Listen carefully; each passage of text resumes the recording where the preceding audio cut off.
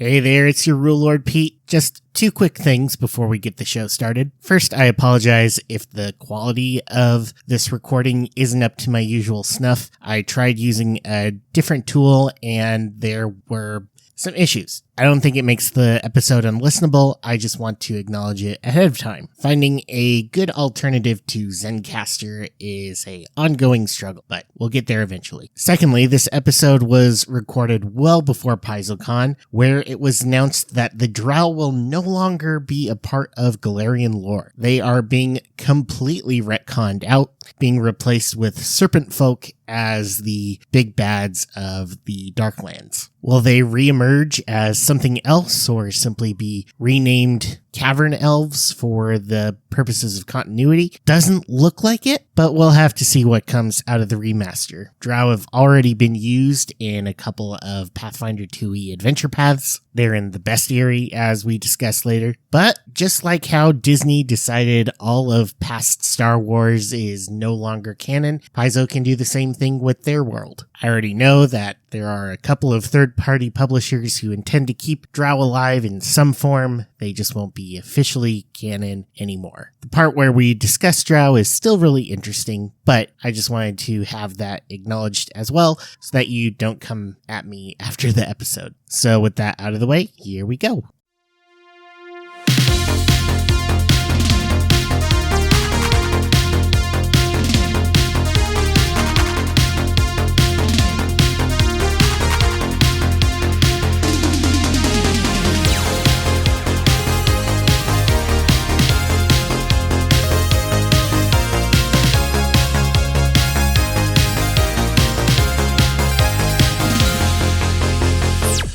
Welcome to Rise of the Rulelords Unchained. It's me, your dirty and messy prostitute Pete, and today I am joined by a couple of very special guests to answer the question, does Pathfinder a feminism? We're going to find out with a couple of awesome people. As many of you know who follow my Twitter, I'm a big fan of the show, the Slovenly Trulls, and I am very glad that both of them are here today. So first introducing is both co-creator and host of the Slovenly Trulls and Cave Trolls podcast, Shardae. Welcome, Shardae. Hello. Thank you for having me. Also a writer of things and elf stan. Elf stan. That is correct. Yes. And then also co-creator and bester host of Slovenly Trulls, as well as European representative of the Cave Trolls podcast. She's better than all of us. She lives in Finland. Lyssa, welcome. Hi, it's me, the better host. Yeah. Okay, rude. Slander. Wait.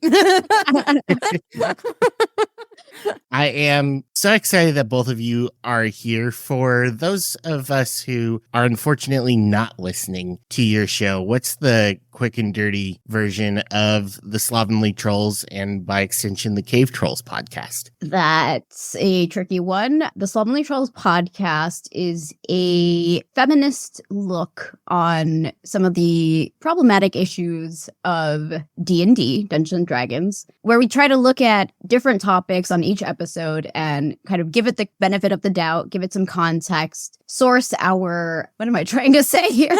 Cite our sources? Cite our sources, give it research, give it an academic sort of, give our opinions on it, and try to make D&D a better place for those of us who are feminine and who want a more feminist and equal take on Dungeons and Dragons. And I personally love that. I've enjoyed your show thoroughly, both because I'm a big TTRPG fan, and I didn't know a lot of the context behind many of the subjects that you cover. So it's really interesting to me to see more in-depth look at the sometimes problematic history of some of these concepts, both in real life and then what Gary Gygax and thus TSR and then Wizards of the Coast ended up doing with all of them. So I definitely recommend you as a listener go check out the Slovenly Trolls podcast. And I've invited both of you here today to do the same thing with Pathfinder. And we all know that Pathfinder is a clone of D&D 3.5. They wanted to keep that edition going, and thus brought over a lot of the same things as D&D 3.5. And though they made some changes with the lore, they still wanted to also keep the general vibe of these monsters so that D&D players could come into Pathfinder and essentially play the same game as they were with 3.5 when 4th edition was going on, and no one really liked that. So to help me with the background and the lore of Pathfinder as we go over these topics is a returning guest, Victoria Vic Sullivan, a freelance artist, writer, and game designer, both a co-owner and designer for Eldritch Osiris Games and co-creator of the Visit Galarian podcast. Welcome back, Vic. Hey, it's nice to be back. I'm so happy that you are back because you are so much better at this topic than I am. I've loved your new podcast that's come up with Gloria of New Thassalon. Really interesting stuff. And then, of course, your shows on Deadly D8 have been awesome at helping me understand lore because I am terrible at reading these books that I spend so much money on. So being able to digest it through your materials has been fantastic. And that's super valid. And that's the whole reason the podcast and the videos exist, because these books are dense. And that's kind of what you can expect if you dig into any of my stuff, is trying to give another medium for a really complicated at times topic. So yeah, if you're interested in lore, I would recommend checking it out. We're on a hiatus on the podcast right now because life, but it will come back. And there's some good stuff on there right now if you want to check it out. Really well produced and short, so really easy to digest as well. With all of you having been introduced, we're going to jump into it. These are all topics that the Slovenly Trulls have discussed on your podcast in much more depth. So any of these, you can go onto their podcast and you can find whole episodes covering the entire lifespan of these creatures from D&D. Do you guys call it first edition before advanced D&D? We call it, I think it's called OD&D. OD&D is the official term. Original Dungeons and Dragons, OD&D. Okay, so the whole lifespan from OD&D up to its current iteration with Dungeons and Dragons 5th edition. We'll see what happens with any of them when D&D 1 comes out. Now, the one thing I will caveat with our discussion with Pathfinder is that Pathfinder is currently in the midst of a remaster. Mm-hmm. What we have, though, are the materials that we can go off of. Pathfinder 1st edition, the published stuff for Pathfinder 2nd edition. Now, while we can anticipate that some changes are going to be made based off of things that have been discussed in the podcasts or released materials that they've talked about so far, we can't know for sure what is happening, so we can't judge it on that. But I'm really hopeful that they're going to make a lot of changes because they are trying to divorce themselves entirely from the open game license. And some of these concepts, creatures, probably have roots in that OGL stuff. So Pathfinder has a chance to have a clean slate. And if there are ways that things can change, be improved, I'd love for us to talk about that too. But we have to go off of the materials that we have right now. So without further ado, one of the first creatures that we're going to go over is the drow. Now, players of Pathfinder 2nd edition know that there isn't a whole lot about drow right now, except for in the bestiary, but there is a whole lot about them in D&D. So tell us a little bit about the backstory of drow. Oh, man. Do you want me to take this one, Lyssa, since I'm the whore for lore? Our podcast is over time developed into us having a little bit of two roles. There's Shardae, the whore for lore, who does most of looking at the lore, and also because she's a dungeon master and I am not yet, she kind of takes a look at the lore and its bigger picture and sort of what is in the mechanics in the game itself. And I am the context queen, so I sort of do the real world context and kind of give it the benefit of the doubt and look at some big academic essays and read big fat books about fairies and about satanic feminism and stuff like that. Part of why I love your podcast, so I don't have to do any of that. Exactly. Kind of stuff. We do all the research for you.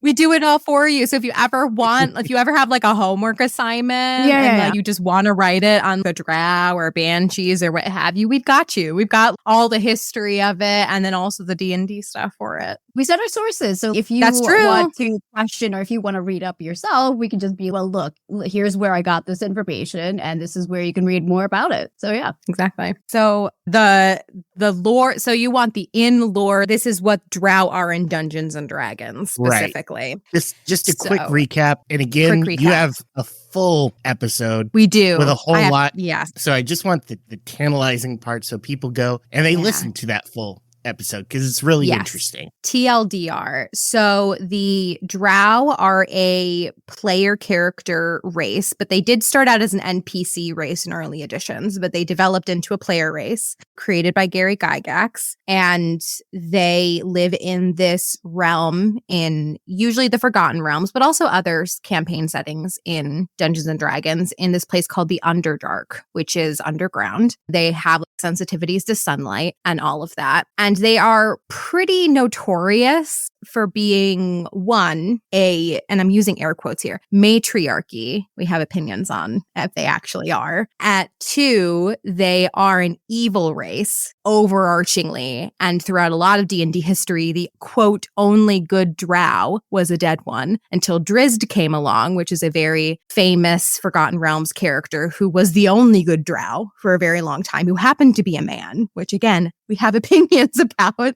And also they are known to worship the goddess known as Lolth, the Spider Queen, and she is kind of their overarching matriarch. And drow in D&D, you've probably seen pictures of them. They, in early editions, unfortunately, kind of have a very over-exaggerated pitch black skin tone, so it was pretty easy to draw the racial connotations of drow, but they've since developed into more purpley tones, white hair, and they are a subrace of elves, and they have this entire little subculture that the further you dig deep into it, the worse it gets. And I think that's basically the surface level TLDR of drow. Now, drow have a existing in real life concept before D&D? That's a Lyssa question. Yes. So drow, or rather because drow were created by Gary Gygax himself. He did what we have found, look into sort of Scandinavian old literature and sort of folk stories that were translated, or folk stories that were made into sort of poems and these epics called Edda. In specifically, I think the one I looked at was the Norwegian one by Snorri Sturluson, I want to say. But the thing about these old documentation is that a lot of Scandinavian culture have very similar sort of supernatural beings, or kind of it's not fae creature, but they were very spiritual back then. And I think there was mistranslations or misinterpretations of some of the things that were said there. And so there were some things that were called alfs, kind of like elves, and there were these evil creatures called svart elves, which were these sort of mischievous little creatures. Again, not a real thing, but they were said to kind of play tricks on people, imitate humans, and he took inspiration from that and built the drow as a sort of comparatively evil version of the good elves that were there in Dungeons and Dragons. And the Edda itself is kind of muddled with whether or not they were, because Druargar were also from there. But a lot of the different kinds of races and species kind of in the Edda may or may not have been muddled together to make one version, because it was very complicated and mistranslations and oral stories throughout time. This is something that we've also talked in our podcast. It's very hard to kind of keep things correctly and to separate things when you're looking at stuff that was from way back then, that were oral stories passed on from mouth to mouth, generation to generation, and they keep changing and stuff like that. But yeah, it came from Scandinavian culture of these beliefs in these small, mischievous little elves, I guess you could call them. Mm-hmm. Well, when you look deep enough back into everything based off of listening to your podcast, everything eventually leads back to Scandinavia or Finland. Which is very strange as somebody who is from Finland there's not a lot of references to Finland. I don't have to tell you, there's 6 million of us, very small country, 70% of our country is entirely just forest, and our language is entirely different from most other languages. We're like the odd one out in that region, in the Nordic region. So when it comes to Finland popping up in D&D, the strangest sensation for me personally being, what the hell is Finland doing here? Why are you so obsessed with us? But it's interesting. Paizo obviously also brought in drow into Pathfinder 1st edition, but the lore is very different. What can you tell us about that? Yeah, so in Pathfinder 1st and 2nd edition, there is also a matriarchy, but it functions a little bit differently than in D&D in that it's a little bit less centralized. So drow came about as a result of a lot of things came about as a result of something called Earthfall, which was this apocalyptic event where a massive meteor hit Golarion, which is the planet that Pathfinder is all set on. This event affected a lot of things, including the elven population of Golarion. Mm-hmm. When this came about, the elves basically had to figure out what they were going to do because they were going to die. A lot of them actually left the planet, and that's a whole other story. It's one of my favorite parts about the lore. I'd love to tell you about it. Elves are aliens. Yes. So some of the elves chose not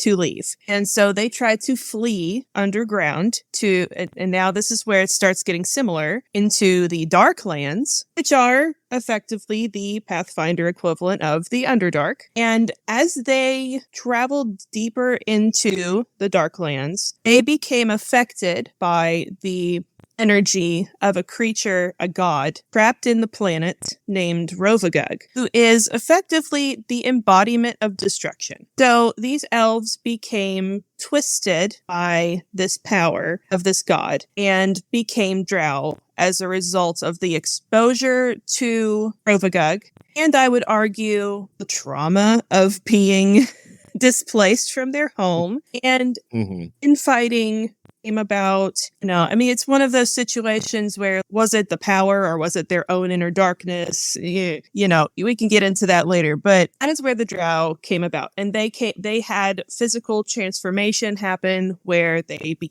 looked like drow. Pretty much the same as you described. Purplish skin, white hair, white sclera, white eyes. Another main difference between Pathfinder and D&D is that rather than having a single matriarchal goddess, the drow are divided into noble houses, and each of those noble houses worships a specific demon lord. And that's kind of how their society is set up. And these noble houses fight each other all the time. Tons of infighting, tons of rivalry. Mm-hmm. That sounds familiar.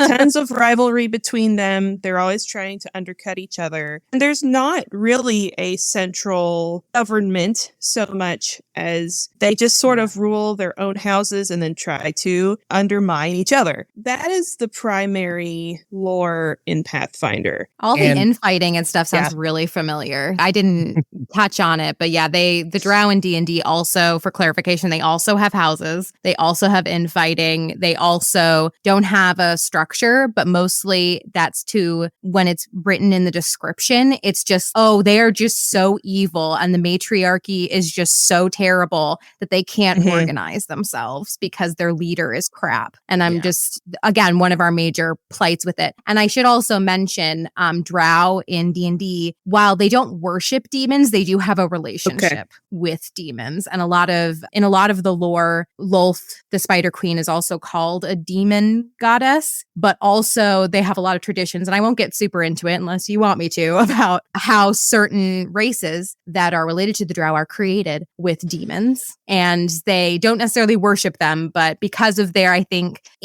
their placement in the Underdark specifically, like they just place them really close together somehow in the cosmology. So when you get to like the nitty gritty, it's very, very similar from what it sounds like in the Underdark and the Darklands, how their society society works. They just don't have Lolth. I had a question about that. Does Paizo and does Pathfinder give a reason why they sort of, these houses look and worship these demon lords? Was there a reason for that? So given? Within the lore of the individual houses, they do kind of talk about how each house kind of has their own, we'll call it special interest.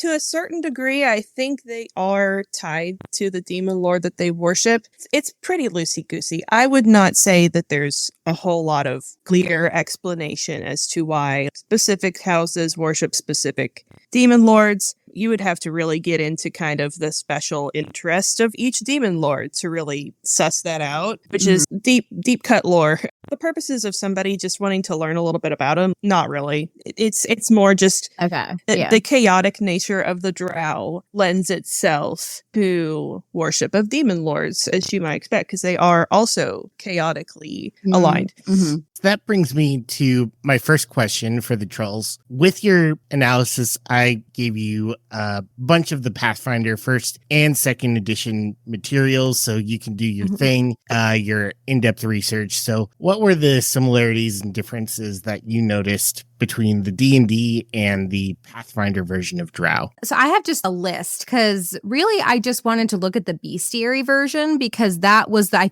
felt like the most condensed version I could get. And man, I wish I had the time to dig deep into all the books and all the mentions. And I wish I could have done that. But alas, I did not have the time. But from what I found with how drow are described in the bestiary, I saw that they are still classified as an evil race, which any race that is labeled bad, in my opinion, isn't great. And I know there's some contention on player race versus NPC race versus a culture thing, which I'm sure we will get into. But in terms of similarities and differences, the society tends to be matriarchal, which is the same. I believe that was, and I mean, obviously their appearance, the noble houses, as we've just learned, that's a huge similarity. The ties to demons as well. But they also have their own kind of distinct differences as well, at least in terms of the bestiary of what I was able to find. But those were the overarching, like the big themes of like, here's their appearance. They are matriarchy. They are classified in most cases. Well, it does say in the books there are exceptions to it, which I think in later editions of D&D, they started to do that as well. Like hashtag not all drow, but they didn't start out that way. So they still have that weight. So evil race, matriarchy, and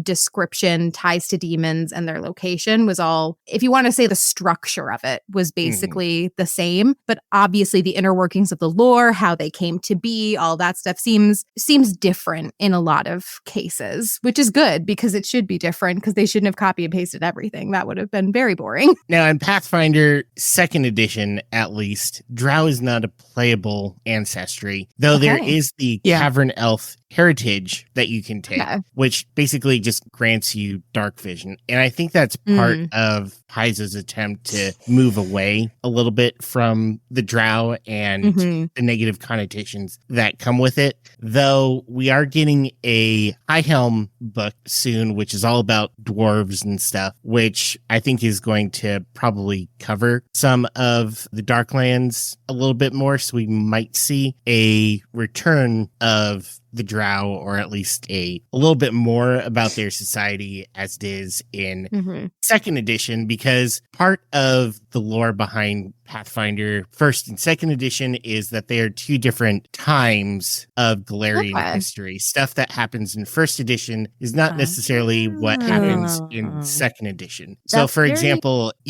in 1st edition, for example, goblins were the mascot of Paizo as far as monsters go. They were in just about every adventure path wherever they could be thrown in. Little troublemakers, always evil, burning stuff, hated dogs. But now in 2nd edition, they are both a playable ancestry and a much more common part of day-to-day life in normal functional society. They have learned to ingrain themselves into the larger society as contributing members, as people who work and farm right next to normal people all the time. So there could be a significant change with how drow end up being societally, depending on how the events of the first edition adventure paths translate into second edition history. And can't really talk about Pathfinder drow without mentioning the adventure path that is fully based on them, called Second Darkness, which,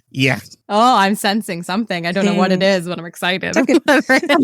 it is largely regarded as one of the worst adventure paths. Oh, no. Uh-oh. It's not great. Not our drow, no. Yeah. It's also their third AP, so a little bit of grace perhaps could be given for that. But, when you look at the marketability of their adventure paths, their first adventure path, Rise of the Rulelords, and their second one, Curse of the Crimson Throne, you cannot find versions of those APs on their store. If you go on to eBay, they are super expensive. Yeah, you can still get the PDFs of all of those adventures if you still want to play them. But finding physical versions, you just can't do it. Meanwhile, with Second Darkness, you can find every single book still on their site, still gathering dust. And I keep seeing, because I have a Google alert set up for complete adventure paths just to see, can I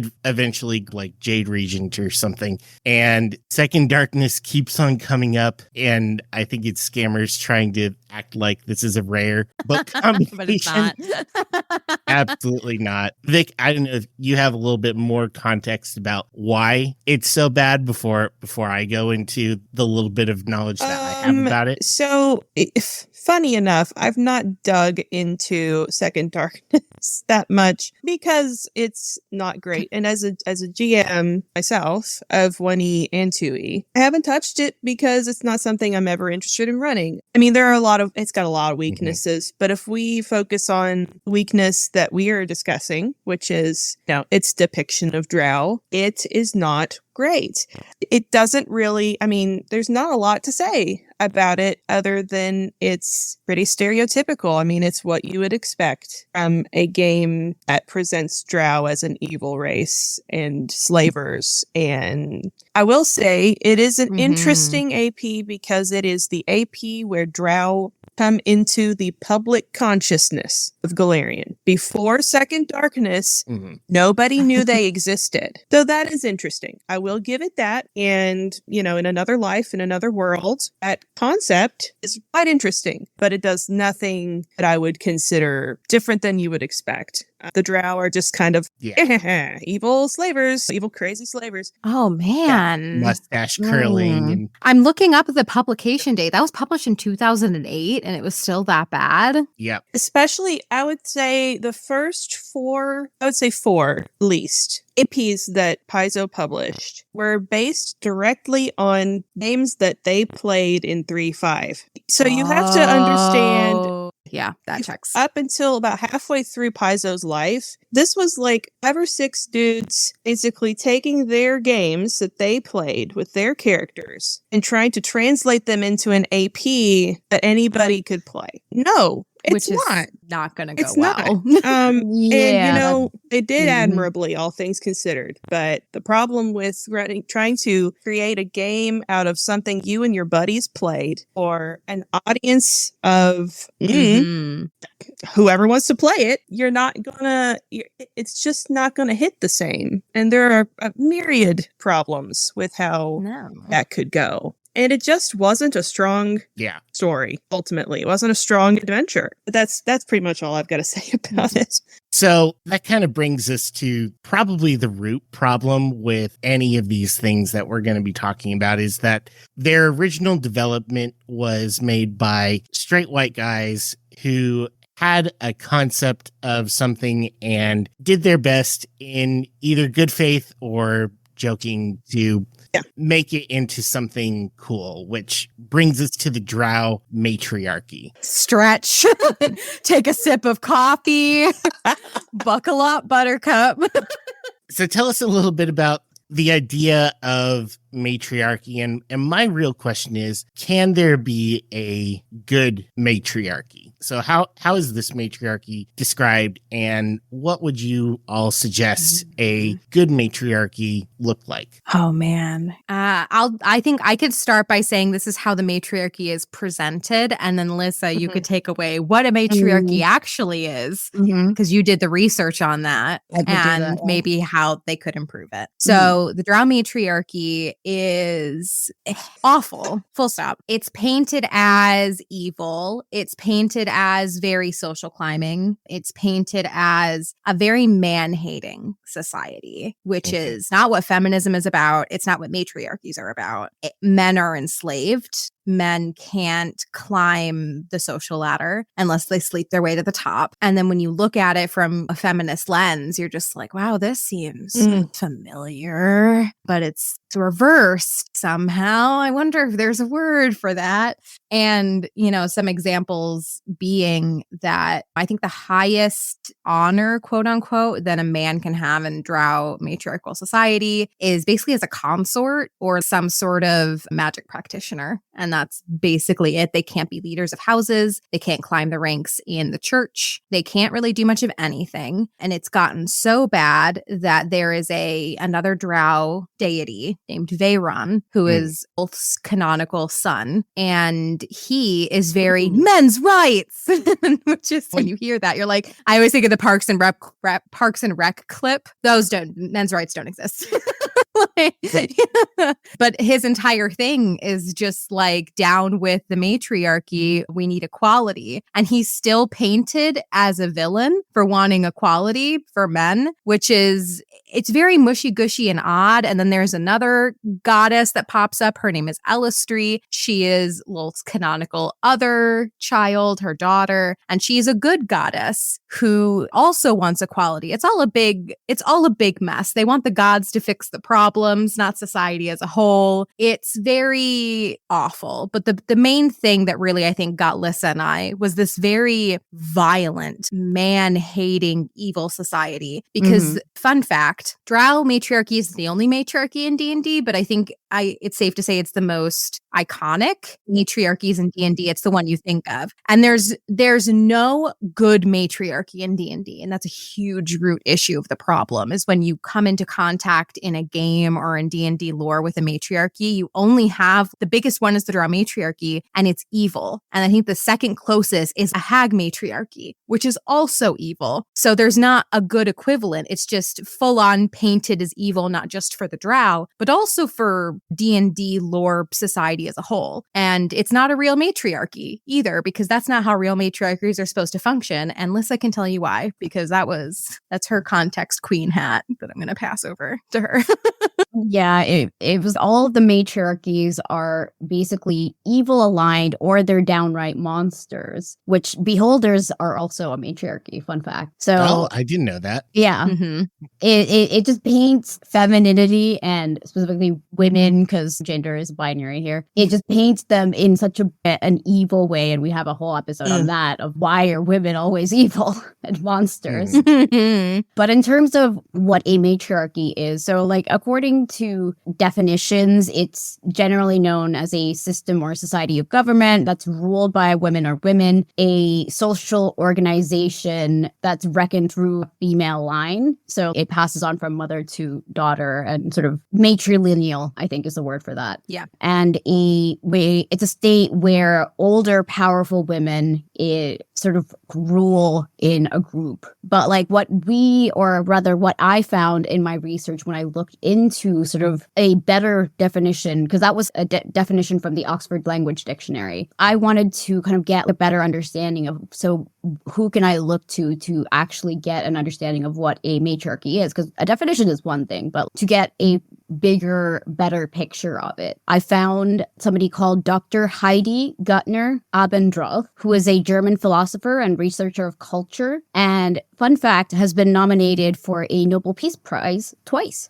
So she has a PhD in philosophy in the University of Munich, I think it was, and has dedicated her life to researching matriarchal societies in real world context. And the way that she defined matriarchies was that it's a culture that's centered around a mother without ruling over other members of society. So it's not based on domination by any gender. It's based on maternal values, which includes caretaking, nurturing, negotiating, and equality for all. And it basically egalitarianism is the fundamental idea for what a matriarchy is. So what we found out was that actually drow are not a matriarchy. That's just the flipped patriarchy. Mm-hmm. And there's nothing matriarchal about the supposed matriarchy, because according to this woman who's dedicated her life to researching matriarchies, it's nothing about it is matriarchal. It's absolutely just the patriarchy, but make it women. It's very much like the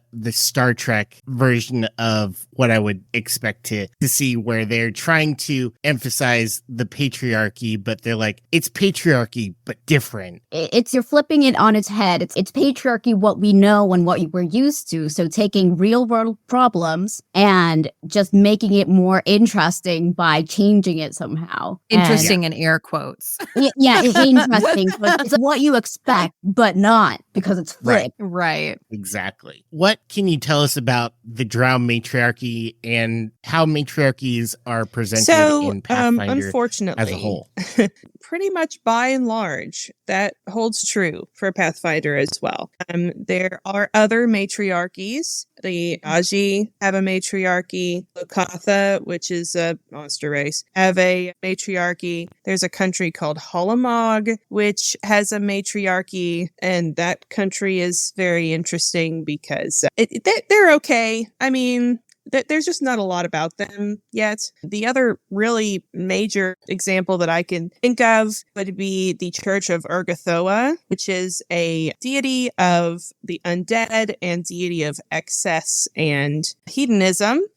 And you can see very quickly how that's going to go. Urgathoa is a bad deity, and I want to point out too, like with undead, that gets complicated because the nature of undead has changed between 1E and 2E. Especially if we're talking 1E, undead are pretty much exclusively evil in their nature. So Urgathoa kind of epitomizes that idea of undead evil, but also inner corruption. And so, not great. I found this discussion of matriarchy as a flipped patriarchy very interesting from a folklore standpoint. I took a really cool class in grad school about folklore, and one of the things that really stuck with me, and I think this will come up in our conversations about other creatures that we're going to talk about, is that a lot of the stories in folklore come about as a misunderstanding of the world around you and fear. And I can touch on this, how it comes up in these other examples as well. But the idea of fearing women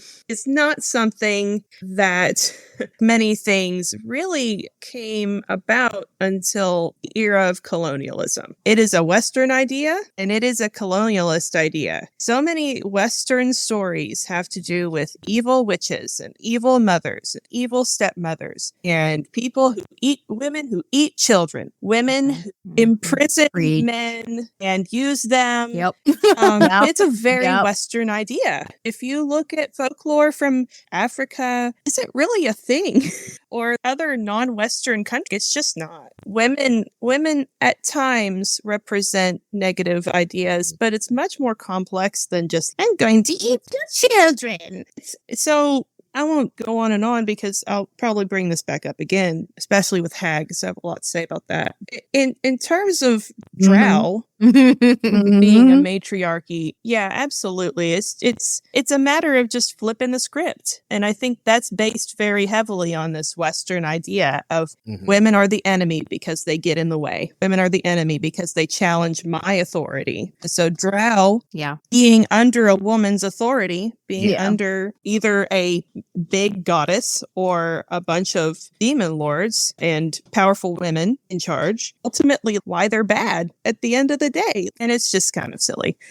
I think the last thing, because I'm sure we've run out of time to talk about drow. We could talk about drow for a bazillion years. But the one thing I will say is the thing that keeps coming up is that while we hate the way drow are in D&D in the Forgotten Realms, we still call Lolth Mommy Lolth. We still love her. Like, she has been done so dirty by D&D lore, but she's still an iconic character that needs to be held up and needs to be changed. And we like to think of her more as a feminist icon who has been misinterpreted because all of her history was written by men. Like, what would her history look like? What would the drow history look like if women penned it? And it's when you look at it through that lens, man, I hope that's what Pathfinder and what D&D do in the future, because it will be so rad to see. I'm manifesting that. And so we literally say in our own personal chats, have you prayed to Lolth today? Have you talked to mommy today? So it doesn't have to be this way, which is the sad thing. But if we keep pushing forward and manifesting it, I don't know, maybe it'll change. But like, she'll always be Mommy Lolth to us, like, even though her lore sucks. I mean, on the topic of Mommy Lol, like, you can also look at because we did touch on that on our episode. You can look at, okay, so the drow are or rather in D&D specifically, I don't know about Pathfinder, they do have a very distinct link to spiders. And when you look at spiders, you have certain spiders that have the big superior female spiders, and you have these tiny male spiders, and the female spiders are larger and stronger, and they eat their male conquests. And but again, if you're making, because the drow are a humanoid race, and we are so, and spiders are animals. Okay, if you make them animals, that's one thing, but because they are humanoid, they're still supposed to be based on humans. So there's this very weird of, are they humanoid or are they animals? And when you make something, when you make something an animal, you're making it a monster or something. And so it gets muddy. Pick one or the other and stick with it also,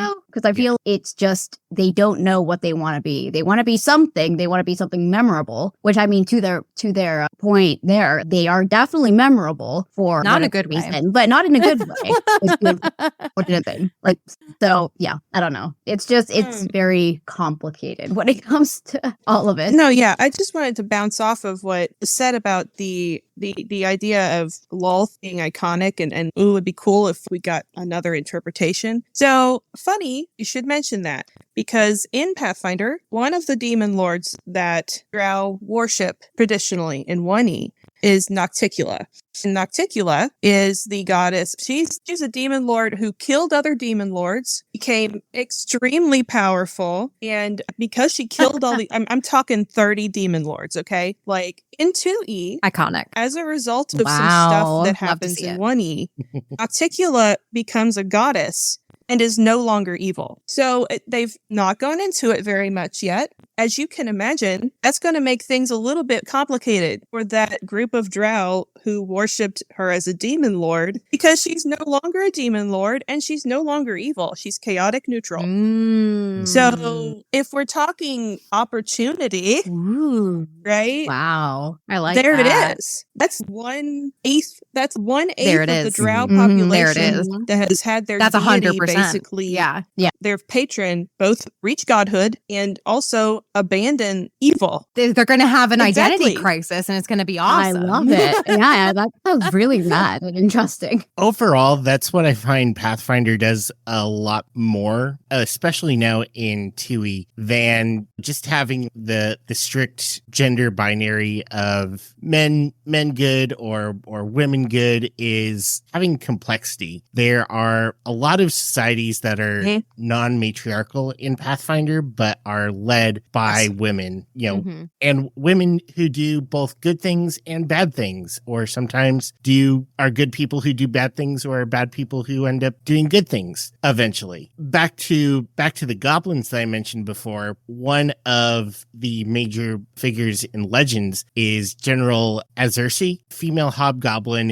who took the goblins from this big goblin blood war and got them to ingrain in stable society, forming an entire hobgoblin nation even. At the start, she was a hobgoblin who was doing hobgoblin-y things that you would typically expect, raiding and pillaging and all that stuff, but eventually worked out of it and took her people and made them be better than what they were before. Whereas contrasting, a heroic figure that you typically see is Hao Jin, the Ruby Phoenix, who's a asexual woman, but she screwed everything up, even though she is viewed as a good character, because she kept on taking parts of the world and incorporating it into this demiplane that she had called the Eternal Tapestry or something Tapestry. Even though she was trying to do good, it ended up that was causing a lot of harm, which she didn't know about until she visited the axiomatic plane and disappeared for thousands of years, both trying to redeem herself by doing acts of good and also having to forget how to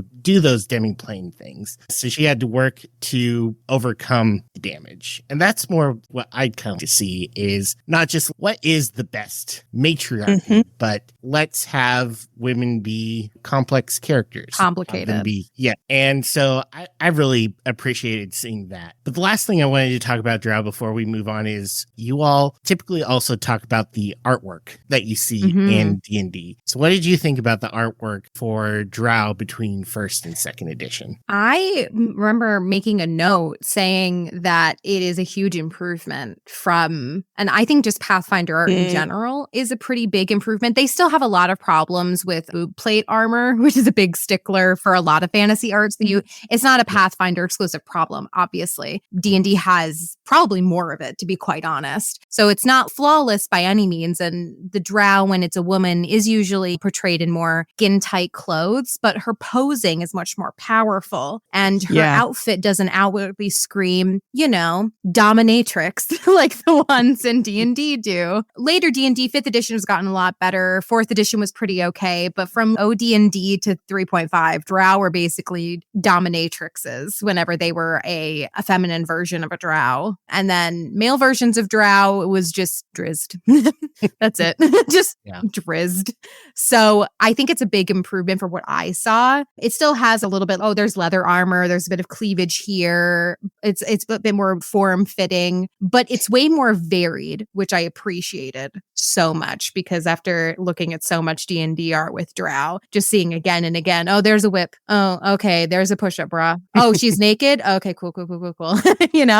So definitely an improvement. I like to think that they learned from D&D's mistakes and paid homage in a certain way, but did it a lot better. Yeah, I do agree with that. And I do like the artwork style as well of Pathfinder. And you can definitely see that they took inspiration of D&D, but made sort of improvements. Well, I mean, especially if you compare it to older editions, Shardae was talking about, they were very much, let's just say stereotypes were involved. And that's one of the big things that we talk about on our podcast is stay away from stereotypes. And because that comes with so much baggage, if you're gonna use something that's relatively looking like something to do with BDSM, you're gonna give them a bad name. If it's gonna be something with whips and chains, because it's an evil race.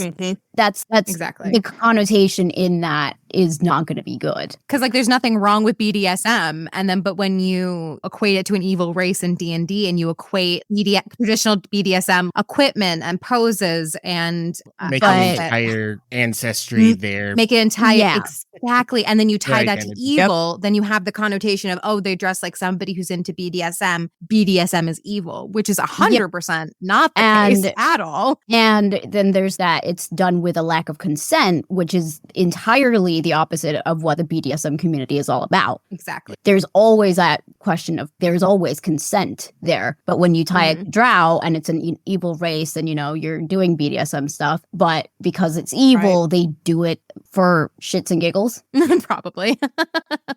So any final thoughts about the drow that you have in your examination of Pathfinder and your knowledge of the D&D drow? I would say that everything that we usually talk about in our podcast, words carry weight. I talk a lot about rhetoric. That's what some of my degrees are in. Well, not specifically rhetoric, but I looked into a lot of them for my degrees. And the meaning of words and how much imagery and weight are carried with them. When you use a word like drow, which has so much baggage, specifically from D&D, and they got it from all these places, when you have the connotations of sexism and racism and evil race and evil matriarchy, when you take that from D&D and you put it into another setting, they can be making a lot of amazing changes. And from what I've heard, they are making a lot of amazing changes, and they have the potential in Pathfinder to make a lot of amazing changes. However, when you continue to use a word like drow, you're still carrying all that baggage from D&D. Just like when you use a word like banshee or hag or beholder or whatever, that brings about certain images. It brings about certain histories, even if you don't mean it to, even if you paint drow in a completely new way in this new rewrite, in this any new additions, people are going to see drow and they're going to think about the D&D drow and how kind of awful they are, even though they're also trying to improve it. So while I'm having really good impressions of what Pathfinder is doing moving forward, and I think they're doing an amazing job and probably at least more publicly aware and actually going forward and making changes, whereas when D&D is like, oh yeah, we're going to change the drow. When? Where? I don't see anything. Yeah, where is it? Where is it? I saw a line in Volo's or Tasha's once. Oh, here's some drow stuff. No, that's not enough. When even if they do change it, I would petition for them to change the name so that they have their own race of dark elves, because which I think is coming, because I hope it is. Drow is probably an OGL term, which I know with the remaster, they are completely divorcing themselves from because the ORC and which we've already seen examples of them doing this. The troglodytes from D&D and Pathfinder First Edition and Second Edition early on were changed to be called Zolgaths. And that's just one example. So I imagine when drow make their reappearance in Second Edition, especially after the remaster, they'll be called something different, which and they should be. I agree, gives Paizo a good opportunity to say there was a big change with how they worked, and perhaps it has to do with that change with the demon goddess or demon lord and all of that stuff. I know why you would use something like the word hag to describe a monster that resembles a hag and has the history of a hag, because you get the imagery. Like when I say hag, something in a game, everybody exactly knows what it is, and then it's just like flavoring on top of the what you thought was a hag, but it's this, and they do these things and these things, and this is why it's different, and this is like our interpretation of it. I understand that, but with naming something that has that much baggage, it's a double-edged sword. Yes, you understand on the one hand that I immediately have the recognition of, I know that word, I know what it means, and this is just a variation of it. But you also have that baggage on the negative side of, like, it carries all of that weight of the bad stuff, and it's kind of going into stereotypes. And when you have stereotypes, it's reminding you of, hags are old. That's ageism. Like, all hags are crooked. They have these kinds of noses. This is their appearance. And then that's when you use that enough through culture, that's going to pile up. And then suddenly it's this big stereotype and, has all of this baggage attached to it, even if you do change it. But it's just iffy when you do use those names. Like, I understand why people do it, because, it's easy, but it doesn't mean it's not maybe the best option. You just always. need to make a conscious choice. Language is hard. Thinking of words for things is hard. Thinking of original names for things is hard. Relying on the human recognition of hag or drow or banshee or whatever more. That it helps a lot with DMs too, to be quite honest, because some DMs just don't like describing things and that's just not their strong suit. And that's okay. So saying you see a hag and then all of your players like, hag, I know what that is. Okay. You see a banshee. Oh, banshee, I know what that is. Instead of saying, oh, doing Mercerifying it. Oh, you see floating visage and with a blue sheen and a long mouth that's gaping at you. I like wish some I was DMs. that good at adjectives when I'm in the middle of it. 6 years of writing school, man. That's all it takes.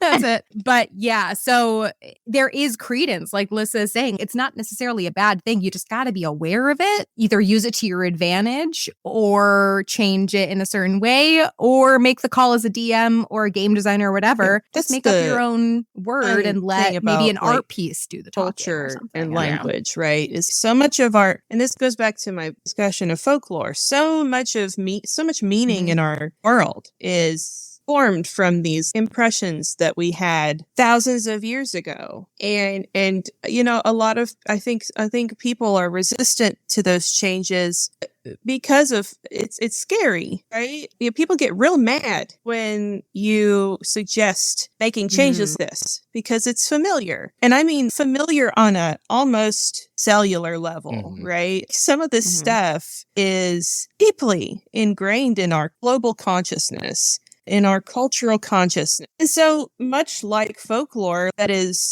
stems from things that we feared or we don't understand, I think a lot of this resistance that people have to these changes, right? It is scary.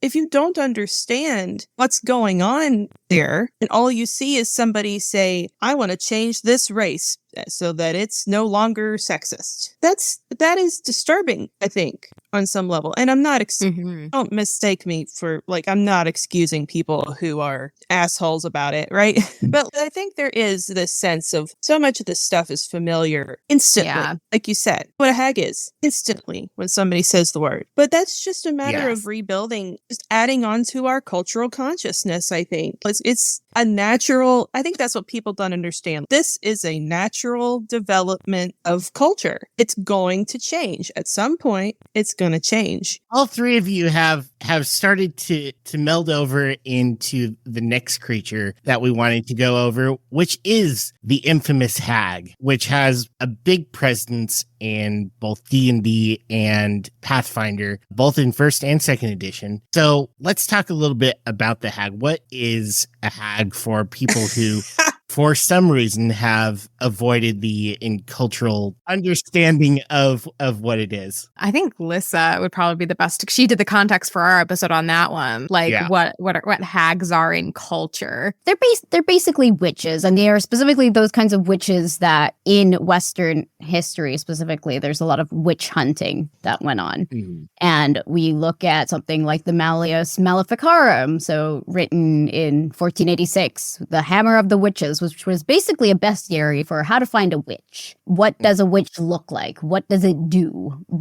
How do you find one? How do you kill one? How do you make it talk? So, which was sort of, it was a bestiary, and it was very sort of given a very scientific outlook when they started looking at women specifically. Because in my personal opinion, and based on some of the research that I've done, it was basically like all of the witch trials and everything was and can be seen as a purge of females and feminines and non-binaries and anyone who stuck out and didn't fit the image of a patriarchy. It was just oppressing those people. It was a purge. And it was making these people into monsters. It was making these people into something that was to be feared, and saying that they had power, saying that they made deals with the devil, they had sex with demons,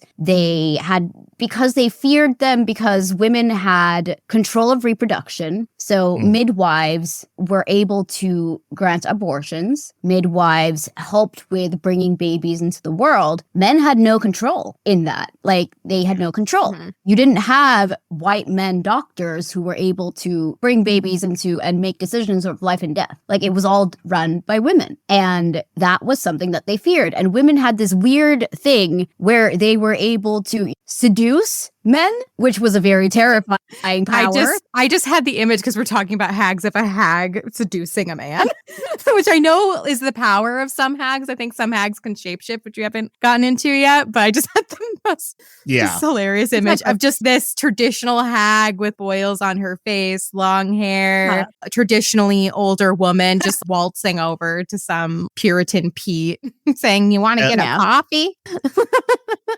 Those hag hips don't lie. Oh, exactly.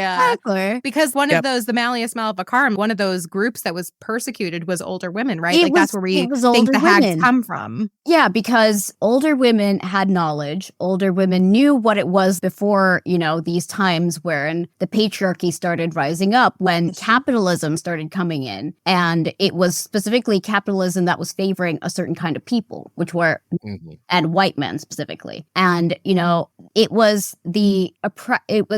meant to be oppressing these people and purging them, and anyone who didn't fit that description. So anyone who was LGBTQIA, anyone who was just stood out from society, and it became bigger than that. And it was people taking out their neighbors because they said something bad about them once, and it was women turning on women. It was crazy and everything. But that's not only that, because I read something called Satanic Feminism by Swedish author and researcher Per Faxneld. There is, historically speaking, women have always had links to Satan. So the fact that they just made a link that, witches have sex with demons and, Satan and Lucifer and they're twins and, bound to each other. Women have always had links to Lucifer and feminine figures to Lucifer. And women have also always been fuck-ups. Eve made the mistake of eating the apple. Eve was talking to the snake. What was this bitch doing? Why was she doing that? And Pandora opened the goddamn box. What the fuck are these women doing? So it's the vilification of women just in a new form, which was witches. And women, specifically older women, because a lot of the people who were killed were older women who had knowledge, who had power, who knew what life was like before everything changed, and who were independent. They had herbology, they had land, they had knowledge of herbology, and were able to grant abortions. And they were old women specifically, had this kind of power that was not good for capitalism, not good for the new era that they were trying to go into, and not good for the patriarchy. So if we just wipe them out, that'll help everyone. And I think that's exactly where hags came from, is that ageism, that sexism, is that description in the Malleus Maleficarum of hags, of what they could look like, what they could be, what they were doing. They were stealing penises and keeping them in their cupboards kind of thing. Forgot about that. Yeah. Yeah. The fear of the other, fear of being disempowered, fear exactly of that fear of the dying. other. I mean, like you said, these women were the people, would have ostensibly been the people who kept everybody alive. They bring people into the world. They can take people out of the world too, and they can make sure that you stay on the world if you're ill. They do wield a lot of power and influence. And from a Western standpoint, especially post-medieval period, that's no bueno, right? So it just makes perfect sense that's kind of what happened. And then later on, when we get people like the Brothers Grimm and all these men who wrote these fairy tales that were cultural, right? They were collecting these stories. Those stories came out of those feelings of fear and those actions that were. It's a feedback loop of history and culture feeding off of each other and creating these stories. And as all of us men intrinsically know, as soon as you women start thinking for yourselves or getting power, we gotta knock you down a peg. So how is that translated into the D&D lore of the hag briefly? Oh, it's basically a carbon copy. I don't need to really get super into it because D&D hags are the hags you see in folklore, right? They eat babies, they steal them, because hags are in D&D, and I believe in a lot of folklore, please correct me if I'm wrong, Vic, but they are intrinsically tied to motherhood. They steal babies, they eat babies, they're jealous of youth. So they're the old woman ageist kind of archetype, that it's really just translated into stats and into lore. They don't really change too much in D&D. They have the different types of hags. They have the Annis hag, green hag, sea hag, which I know probably Pathfinder has most of those, but also some other hags as well. The only thing that's a little bit different with D&D hags is their origin story, which TLDR, they all came from this wannabe goddess named Segulun. This is a Dragon Magazine article, so you'll never find this in an actual D&D book. We had to dig in bowels of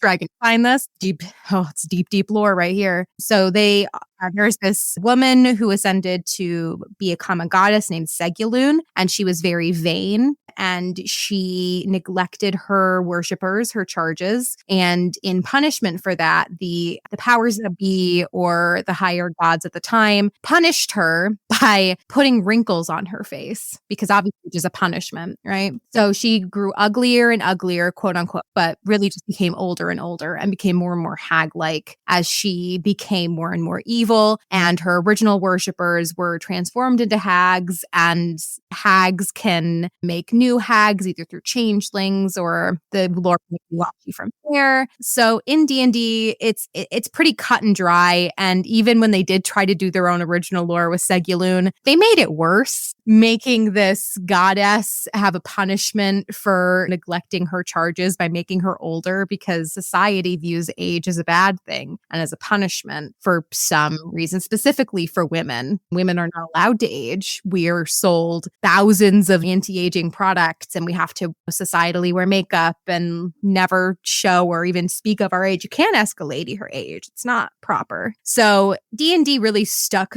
close to the chest on that one. Didn't really stray too terribly far, which is unfortunate, but true. A thing that I noticed when going through the Pathfinder, at least the first edition, first bestiary, was hags were pretty much the feminine monster. There were not a whole lot of artistic depictions of feminine monsters or monsters with feminine shapes. There were a lot of hags who pretty much comprised the entirety of any sort of woman that showed up in the first bestiary. So Vic, what can you tell us about the history of the Pathfinder hag? Not a lot of differences between Pathfinder and D&D. Same kind of ideas. There are probably more kinds of hags, which is also just in general, Pathfinder, especially Pathfinder 1E, I think a lot of what they attempted to do was expand. They did a lot of expansion, adding more types of things. So there are, I think, at least 8 or 9 different kinds of hags, maybe even 10 in Pathfinder. And for the most part, they follow the same kind of idea, seducing men, having them have their making babies and then switching out the babies, making changelings that will then become hags later if they follow the calling, which is what basically a changeling becomes old enough. They get this basically spider sense that tells them to go find their hag mother and become a hag. There are a few other interesting types that I think don't 100% fit that bill. One specific to Pathfinder are moon hags, who are basically apocalypse hags that worship the god of the apocalypse. They're pretty cool. They're pretty cool in terms of hags. That's probably the one that I would say is the least tied specifically to woman equals bad, banding on that in terms of the hag itself. I will say there are a couple of interesting deity entries that I'd like to talk about. So there's not really a progenitor hag. There is in D&D. There is a demon lord named Mistama, who is kind of serves the same purpose. She's basically a hag demon lord and really represents kind of the lustful, deceptive, cruel nature of what you would consider a hag, right? So not super interesting from that standpoint. The more interesting deity that I wanted to talk about was Girana. She's called the Angry Hag, and interestingly enough, is not worshipped so much by hags as she is worshipped by people who are discarded from society. So, prostitutes, people with disabilities, people with visible deformities, people who are cast out from society for one reason or another, a lot of women. While this isn't really in the text, I have spoken to people, and I've covered this deity myself on my Twitter, who have taken this deity and really kind of feel like it's unfair that she's a chaotic evil deity, and have taken this deity and sort of I guess, what's the word that I'm looking for? Reclaimed this deity. Because really and truthfully, any deity that accepts the unwanted is more complicated than that. Vengeance is a big part of it, right? But Calistria is a deity of vengeance, and she's not just immediately considered evil. To kind of get back to the original point, I think despite there being a lot of kind of cut and dried hag stuff in Pathfinder, I think there are people who have developed for Pathfinder and written for Pathfinder who, at the very least, have seen potential for the hag, the idea of the hag, to be expanded on and redeemed on some level. But in general, I would not put it that far above D&D in terms of its concept.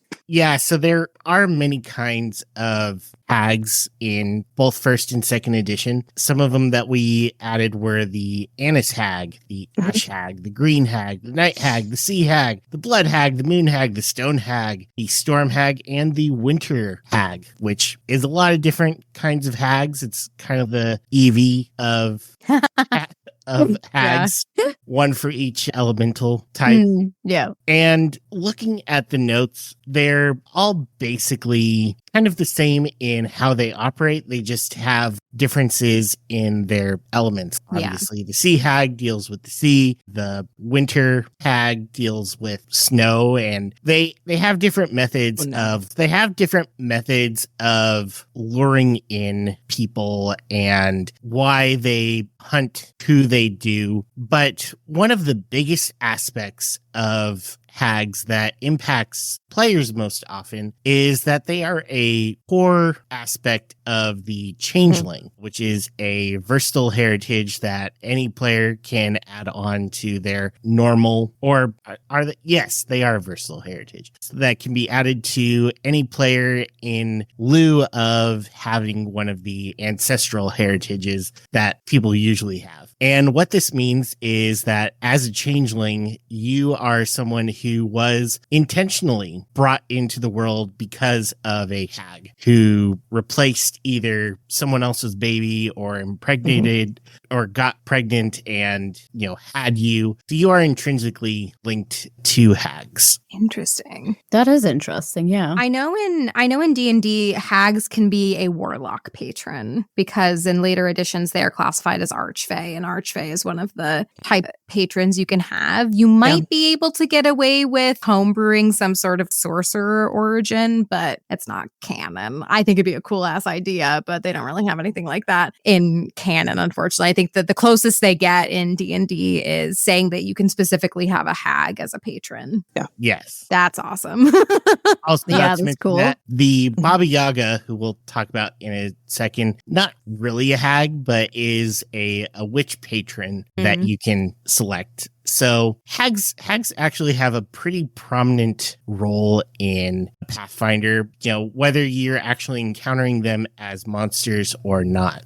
Now, the one thing that I noticed as one thing I was going to try to do, but ended up not having time to do, was look at the amount of art in first edition and compare it to Pathfinder second edition and see how much of the art represents women in first edition. How much does it in second edition? The thing that I saw as I was going through this was that in first edition, there really wasn't a lot of women monsters, or if they were women-specific monsters, and they came in two types: sexy or hag.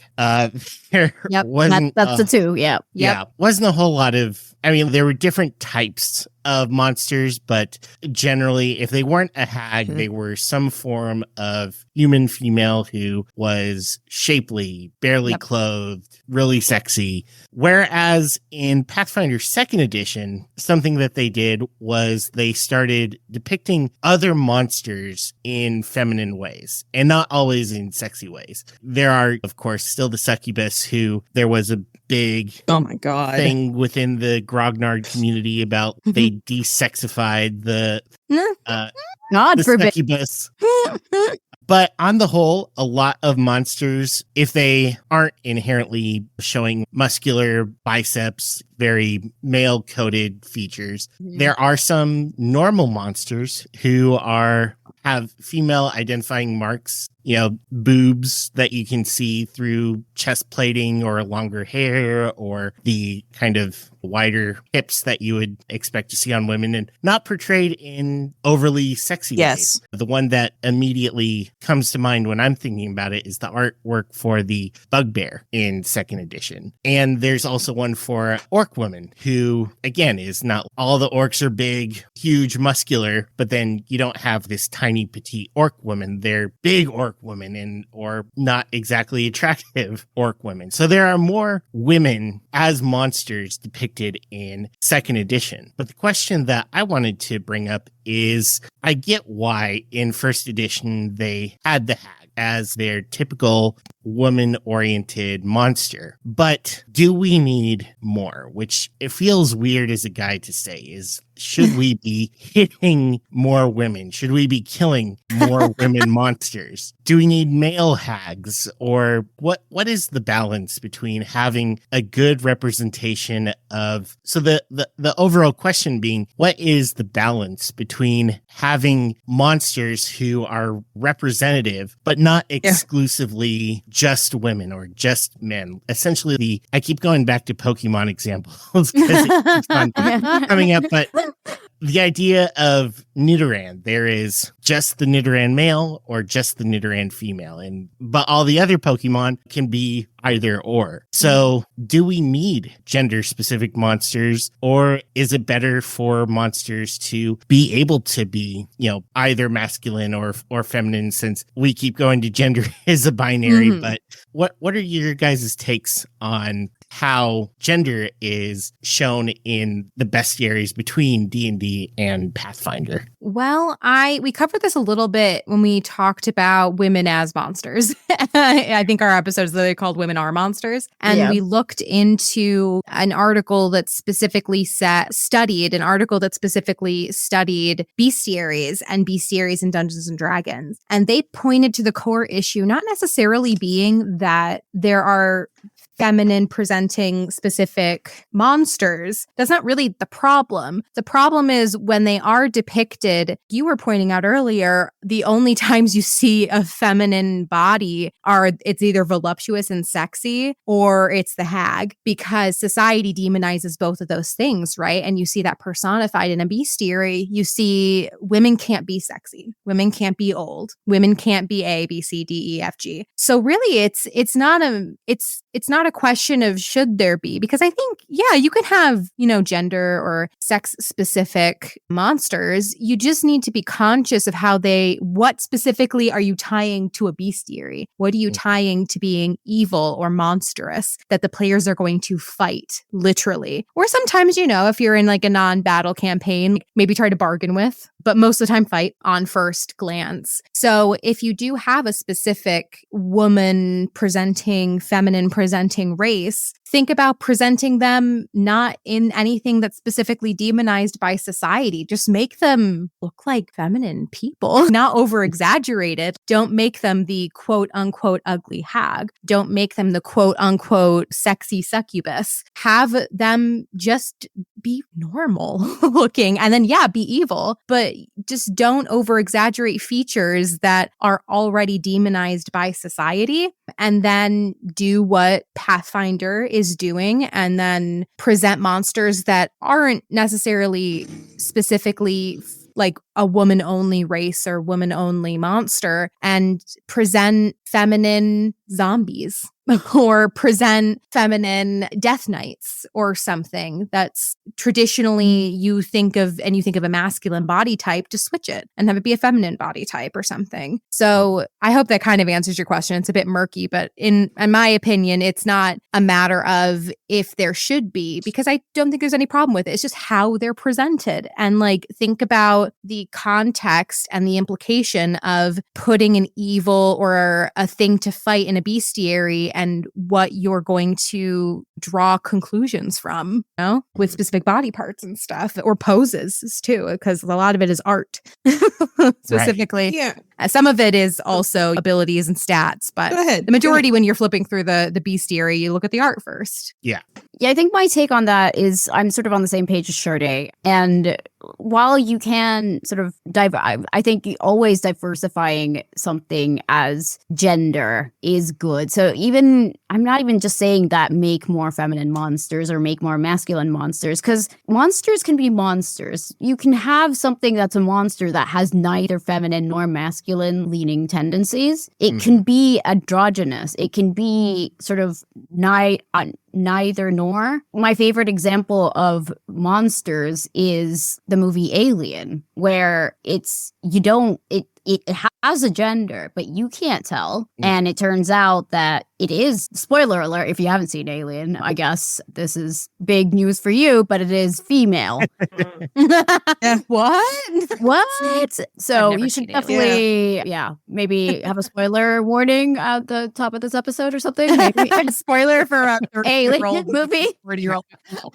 That's like one of the plot twists at the end, if you don't know. But it's because, so it's not really about how many women monsters there are compared to how many men monsters there are. It's more about how you depict them, if they are. And it doesn't necessarily have to do with gender. It can be to do with gender, but it's more about how you portray gender there.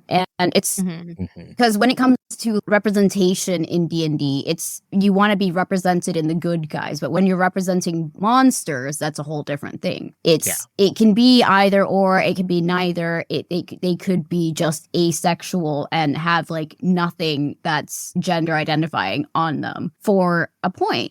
But I think I have no way to round this up. So yes. This was coming at this topic from a non-binary standpoint. The issue with genderizing monsters, right, is if you make anything about an aspect of a person that they cannot control, right? You're born in that race. If you're born a gender, that's your gender. If you're born with a disability, you have a disability. None of those things, in my opinion, should inform someone's moral character. And that's the sticky wicket that you get in when you like, hey, this race is all women. Even if they are, if they're an evil race, we were talking about before. I mean, if you condense somebody to the contents of their being that they can't control, you're going to run into this problem every time. There's going to be somebody who says, that really hurts me because as somebody with a disability, it really pisses me off that, Victor Frankenstein's sidekick is a weird, nasty looking little dude, and he's bad in every depiction. He's a little nasty, evil man, or he's stupid. The other thing is life is so complicated. People are so complicated. You have to work for it a little bit, but you can always find a way to imbue someone with evil qualities in a way that doesn't take away from this is relative, but humanity, right? Their personhood would be a better way of putting it. And especially lately, I will say this for Pathfinder, especially in 2E, they have made a big effort in creating villains that aren't just evil because they're blank, because they're a whatever. Evil because something about them is just not like, they've either had something happen to them, their culture has taught them something that is negative. They're like, it's not just, oh, I'm a vampire, so I'm evil, to the point where you can play an undead race now. You can be a skeleton. You can be a lich and be a good person. They need to get on that. Yeah, that might be coming. We don't know. I mean, that's the thing. The fun thing about 2E is they've only really gotten started, So, like, the possibilities are endless. But yeah, I mean, I guess that's my thing, right? Just Yeah. ultimately gender, race, where you live, ability, your health, your body size, your body type. None of those things, in my opinion, should factor into the quality of your moral character. I think that's the big speed bump, ultimately, right? You can, nitpick, but like, that's the big thing that you have to avoid in order to avoid all these problems that D&D and Pathfinder and other games have run into over and over again. Our awareness of these things has changed so much. Now, one of the things that I wanted to talk about with the hags then is what could Pathfinder do with them? Because I do know for a fact that some of the Paizo devs or, Paizo people do listen to this show just because I'm so cool. So you get to talk directly to them. One of the things that we pointed out in the notes was a part about the hag that Shardae, I think, really loved. Yes. Which is that some believe that hags possess no true form or body of their own, but instead manifest from society's fear of aging. That no known male hags exist has also puzzled scholars, but perhaps this is but another way in which hags mock society by presenting themselves as awful stereotypes of elderly women.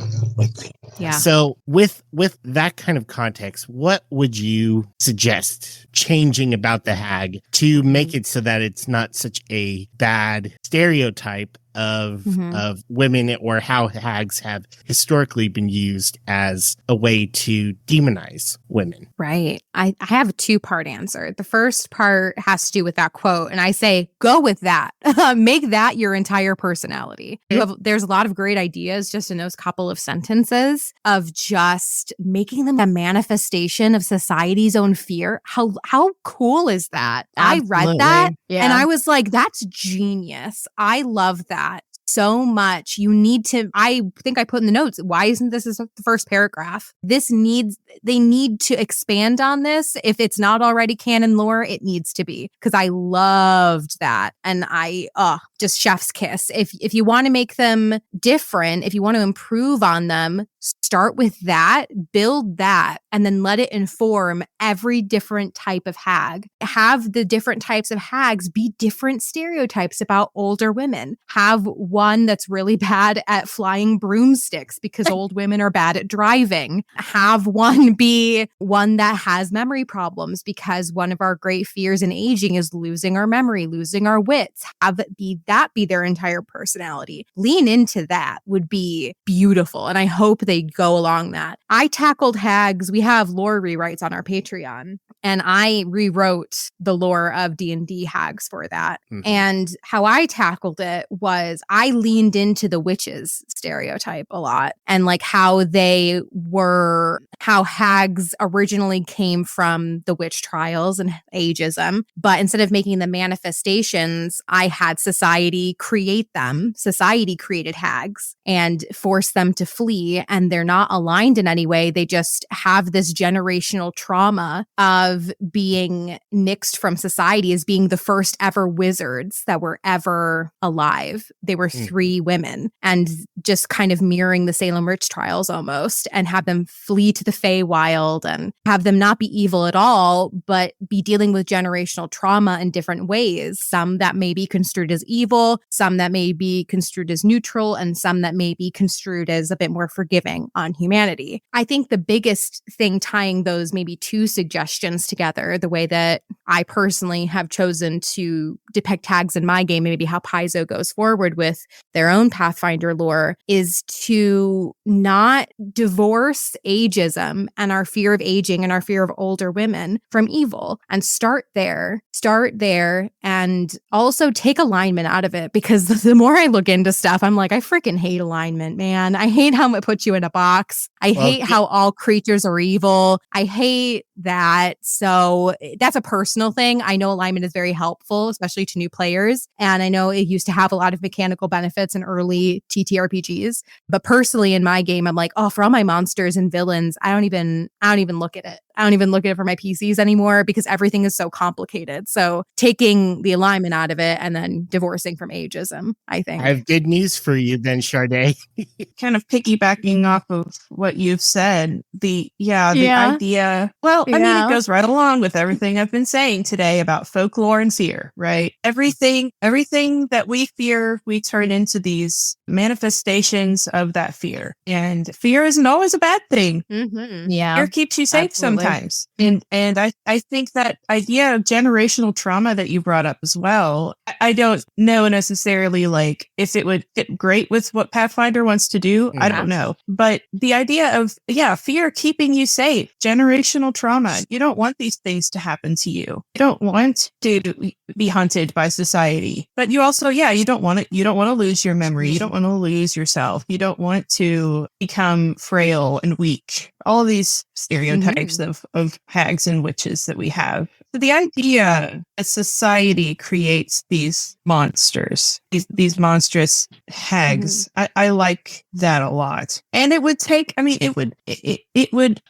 put the responsibility for them on the oppressor. Yeah. The real villain is society all along. It's not incorrect, though. I mean, the only thing I would have to add is that I don't think there's necessarily anything inherently wrong with a regional hag. And that's another strength of Pathfinder is they love bringing in a diverse, multicultural team and saying, give us something of you, give us something of your culture and weaving it in. And I mean, different societies have different fears, different anxieties. So that ties right in. So stepping away from more of the elemental part of how hags currently are of stone, winter, blood, and making it about fear. I really like that. I think that would be a really cool direction for them to take. For one of our last topics, if we have time, is so far as we have brought up these comparisons with the drow and the hag, there's been a lot of crossover between what D&D did and then what Pathfinder ended up having to do because they were porting over creatures from D&D. And a lot of that lore is stuck.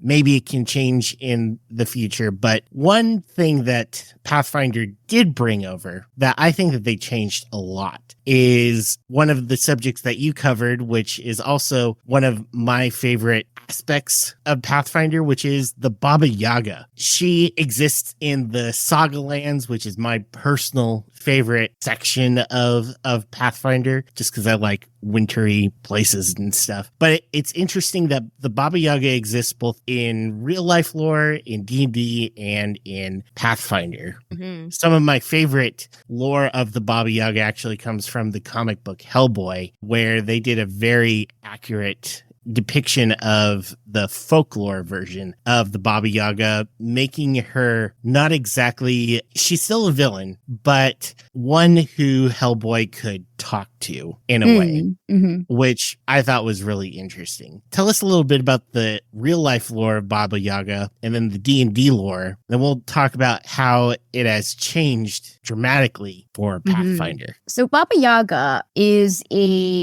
kind of a very well-known folklore figure. So I'm sure Vic has a lot to say about Baba Yaga and way more information than I have, just based on doing 1 week of research on Baba Yaga. But Baba Yaga basically comes from the Russian, Ukraine, and Belarus sort of region and has been around for at least since the 18th century. And when we're talking about folk tales, I mean hundreds of different kinds of folk tales, and is one of the oldest, most persistent character in Slavic folklore specifically, which, fun fact, alongside another D&D, well-known D&D demon as well, which comes from Slavic folklore. But she's described as an ogress in some sources, but she's very much well known for stealing things and stealing people, cooking people as well, and eating her victims, usually which are children. And it kind of goes alongside the Hansel and Gretel witch version, because in certain reinterpretations of Hansel and Gretel, instead of a witch, she is the Baba Yaga. I think the earliest mention of her was in 1755, and it was talked about in a book about Russian grammar.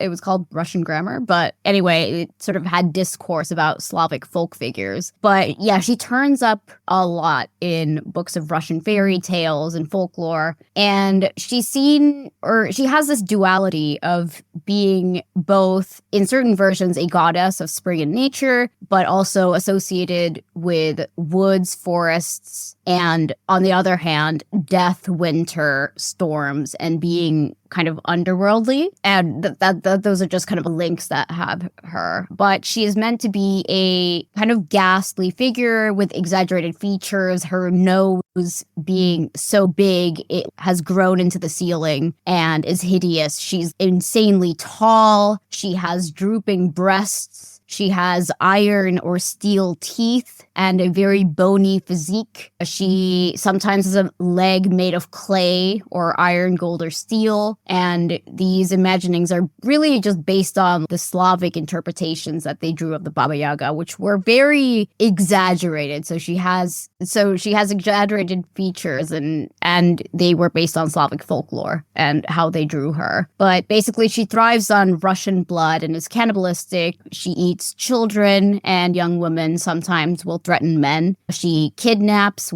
murders at will, has different kinds of guises. She's a trickster, chaotic, can be helpful and generous with advice, but her help is not cheap. Mm-hmm. And her fun facts that I loved about her is she has this, I guess, she likes to lay on the stove a lot. And we made this funny image on our podcast where it was like, paint me one of your French girls laying there on the stove, which was great. She also supposedly rakes coals using her nose because her nose is so long that she can just do that, and licks up soot with her tongue.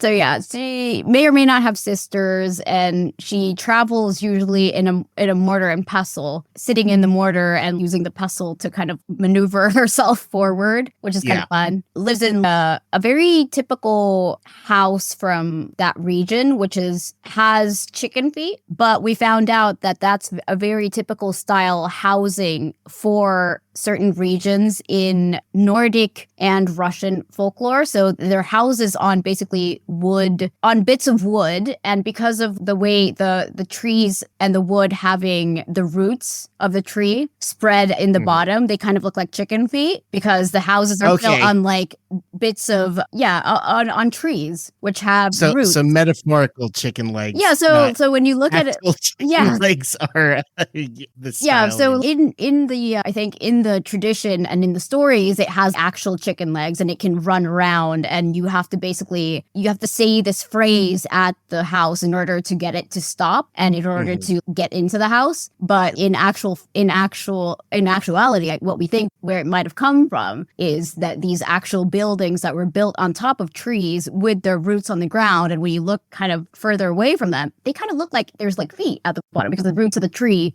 spread in different directions. So I think that was kind of cool. Yeah, I think that's pretty much what I have on folklore. So what's she like in D&D? In D&D, I'll try to do a TLDR. So she's basically, I would say, a carbon copy of the folklore version of Baba Yaga, except without the nature deity kind of implications. So she doesn't really have any ties to nature. She still has her dancing hut, which is really a character all of its own. In D&D, has its own stats, its legs to kick people. It's high-key hilarious. Her house exists, depending on the version, because she's been around in D&D since OD&D, like the original Dungeons and Dragons. Oh, wow. Her dancing hut was one of it was in this, I think, little compendium of magic items, very iconic magic items, basically. Baba Yaga's hut was on there along with Excalibur, all of the big fantasy magic items throughout fantasy and folklore stories. And she kind of developed later on. She appears in mostly adventures. I don't think she's ever appeared in an official book, from what I understand, unless it was an adventure specifically about her own hut, Baba Yaga's dancing hut, or the dancing hut of Baba Yaga. And she is evil. Her alignment is always evil, but that always kind of confused me because she never really does anything in D&D that I would classify as evil other than being a cannibal. She eats people. Yeah, that's Pretty evil. basically it just casually eats people, has a fence made out of their bones, no big deal. Casual cannibalism. That's like, yeah, just casual cannibalism. But mostly she is an overarching antagonist, but more of like an antagonistic force. So if people do an adventure in Baba Yaga's hut, which is usually where you encounter her, she's more of a presence. Her magic is felt everywhere. And if you do encounter her, it says basically in every edition of this adventure where you go into her hut in D&D, it says you should caution your players not to kill her because she will kill them. Nobody's going to walk away from this. She is an ancient figure. She will murder all of you. And so the players are instead, like the DM is given instructions to literally make sure the players know that and to guide the players into making a deal with her, bargaining with her. She has this wealth of secrets of the land. She said to know everything. And she, for a price, like the folklore, will tell you anything you want to know, but you got to do something for her. You also cannot insult her. You have to be very polite. If you insult her, then she will turn into a very present antagonist and either kick you out of her house or kill you. So I would say she's almost on par with a deity in D&D. Her powers are said to be on par with minor gods, but she doesn't have that title. She's, I think, just classified as a monstrous being until 4th edition when she becomes an archfey, which is how the warlock patron kind of thing comes around. She can also be a warlock patron. And as for her role in like the Forgotten Realms or like other campaign settings in D&D, it's very murky. I think it's left open-ended for DMs to figure out her origin story themselves and fit her wherever they want to fit her, because as the Baba Yaga is an iconic character from folklore, tying her intrinsically into the lore is a monumentous task, I'm sure. Yeah. So they just say how powerful she is. They say where she's located. They give her stats. They give her classification in what kind of quote unquote monster she is. They give her an alignment, a description. But as for how was Baba Yaga born? Not really much else. The only thing that I can definitively say that is this is Baba Yaga in D&D is she is the adoptive mother of Igwilv, and also known as Tasha, who, if you are familiar with D&D lore, a very powerful, I would say, demonologist / wizard. She wrote Igwilv's Demonomicon, the Demonomicon of Igwilv, which is a huge magic item in D&D. Mm-hmm. And she has her own lore and story, but she, later on in D&D lore, Baba Yaga is her adoptive mother. And that's really the only canonical, like, this is how we fit Baba Yaga into our canon lore, is we make her the mother of one of our original characters, basically. But other than that, she is overarchingly just powerful force. Don't fuck with her. And really, that's all there is to it. We didn't find a whole lot of that was bad with Baba Yaga when we looked into her. It was mostly just, yeah, Baba Yaga as a figure is pretty ageist, and some of the depictions of her have over-exaggerated features that could be read in very problematic ways. But as for how she's utilized in D&D, she could have been done a lot worse, I think was our conclusion. Yeah. And we actually love how she is. We love that she's this all-knowing presence who doesn't take crap from anybody and is the mother of one of the most iconic witch characters in D&D. It's interesting that you say a lot of what you've said will actually carry into this, but the big difference where you say in D&D, it's, well, nobody really knows exactly what her backstory is. Not so in Pathfinder. Pathfinder decided they were going to figure this out. They do give Baba Yaga, her origin is Earth. She is from Russia. And they assign her to a group of tribal people known as the Sarmatians. I would say the lawful neutral version of a hag on some level. They live in groups of 3. They're very powerful seers of the future, and they have origins in folklore as well. But Baba Yaga, she's a busy bitch. So one thing that I was skimming actual Baba Yaga's lore is she has a lot of origins in folk myth, but also political commentary, specifically with regard to Peter the Great and Catherine. Catherine was depicted as a Baba Yaga-esque figure because she was very unpopular because she was a powerful woman. Shocker. That's another interesting connection that I made to Pathfinder Baba Yaga. I'm sorry, this is meandering because there is a lot of information here. She gets trained by this Norn, becomes a very powerful witch, and eventually creates the dancing hut. She does have her dancing hut and uses the hut to travel between planes. So she uses that first to go to the first world and creates a realm for herself there, and then gets bored with that. And then so she ends up on Galarian, creates a demon lord out of this guy named Kostichi, who was an asshole who basically offended her. Yeah, screw Chi. He's also an asshole in D&D. Oh, you just activated my fight or flight. He's the notable demon that I was talking about in Mike. The big thing that I would say she's known for is conquering a country called Irison, which is near. It's up in the north, and she conquers this land, takes it away from the Ulthen people who ruled it, and Ulthens are kind of Galarian's Vikings, and installs her daughters as the rulers of this kingdom called Irison. And so for about 1,000 years, give or take, 1,500 years, she basically instituted this cycle where she would put one of her daughters on the throne of Irison for about 100 years and then come back and take the daughter away and then then a new daughter gets put in her place. It's the daughter of the previous daughter, right? It's a cycle. And this went on for a very long time until there was a rebellion that happened, didn't go great. But didn't go great for Irison. And this is also a spoiler, but I feel like it's 1E. So what ends up happening? There is a AP called Reign of Winter, which I have played. It's super fun. And it has to do with these winter witches that rule Irison and Baba Yaga. You actually end up helping Baba Yaga because she got captured by one of her daughters. One of her daughters teams up with a guy who is Baba Yaga's. I get it confused. I'm pretty sure it's her son, actually. Rasputin is her son. So you fight Rasputin. You fight Queen Elvana, who is the daughter who teamed up with Rasputin. And if you play your cards incredible. Right, you do go to Russia and you get shot at with guns. You go to lots of other places too, but you go to Russia, and if you play your cards to right, real world Russia, I love this. Wow. You can put Anastasia on the throne of Irison. What a trip.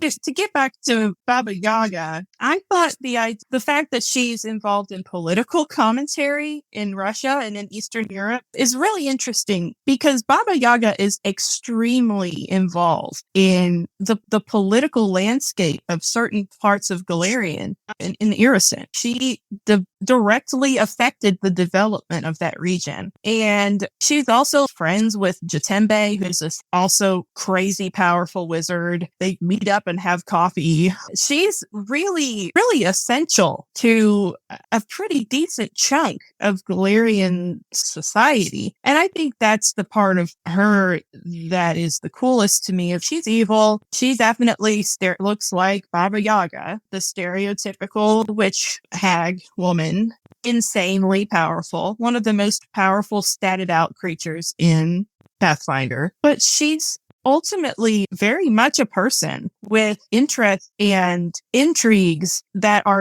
go way beyond I like eating children, like way beyond. So it's so ironic. We were just talking about hags and how simplistic they are in terms of their depiction. And then you've got Baba Yaga, who she's literally called the Queen of Witches and is a hag on some level. And yet she is one of, in Pathfinder, an extremely complicated and nuanced individual. Yep. And some of my favorite bits about her are about her disposition. There's some quotes. She's more powerful than most Dukes of Hell, considers the Rulelords to be bickering children. And if you've played Pathfinder and you know who the Rulelords are, they are the very first big badass people that you meet. And the fact that she looks down at them so much is incredible to me. She isn't a goddess only because the idea of answering prayers appalls her, which is also part of her lore, which is that anytime someone came to her with a request, she would make them do something equal or almost worse in order to fix that request. And seeing people keep on doing those things just frustrated her a lot. And one of my favorite bits was that she thinks that the necromancer Tar-Baphon, who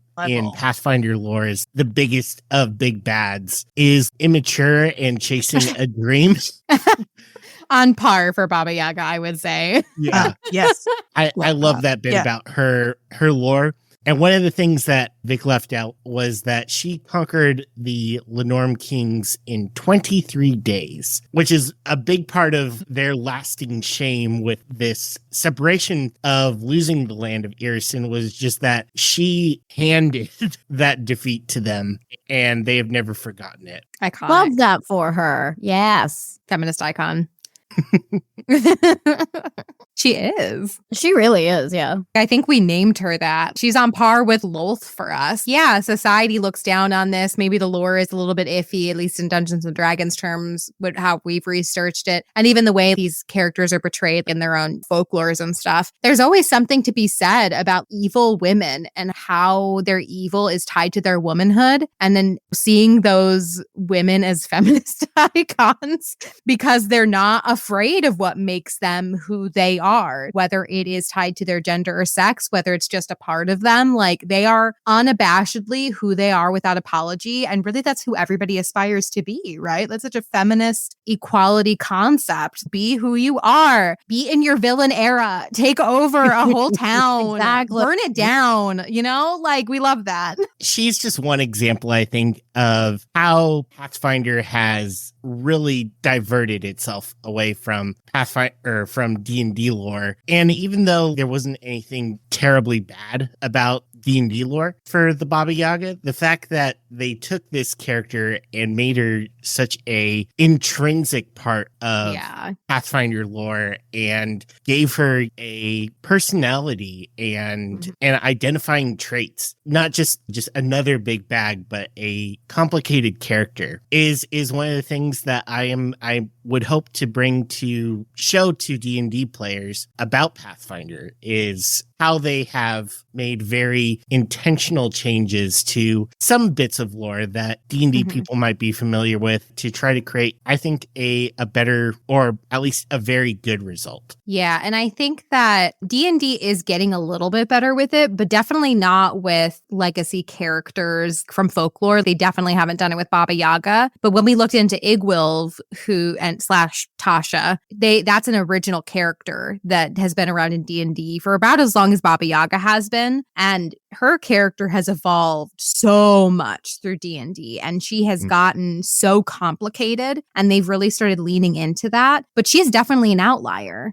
D&D doesn't complicate most of their villains, but they are starting to, which is nice. But because they have this whole backlog of established lore, it's not an excuse, but I can still sympathize with, oh, you have 50 years of established lore that you need to backtrack, that you need to fix, that you need to untangle and maybe start fresh or make things canon. It's a big undertaking, but it doesn't excuse not making complicated monsters, complicated women, complicated villains, complicated alignments. No, there's definitely something to be said about that, right? When you're at the top, when you're the people who kind of laid the foundation, right? Yeah. On some level of this particular, especially this particular kind of TTRPG. I won't say TTRPGs across the board because that's not fair, but that Pathfinder's lucky in that they started later and they're getting to divest themselves from kind of the standard. But D&D, how do you divest yourself from the standard that you created on some level? When you are the standard. Yeah. Right. That's a tricky question. Where do you go when you're at the top? Mm-hmm. That's a tricky question. I mean, one they need to answer soon, I think. Preferably but, yesterday. Like yesterday or 5 to 10 years ago, maybe. Yeah. But it is tricky. It's hard. I think that's good is you can also learn from mistakes is when you watch what they do and you just own up to mistakes and also learn from them is a very important thing. Mm-hmm. Yeah. So that brings us to the conclusion of the episode. We were hoping we'd have enough time to talk about banshees, but we are reaching the end of all of our available time. One thing that I'll mention about banshees that I thought was really interesting that I didn't even know about until these notes started coming up is these are almost exclusively elves. Elven maidens.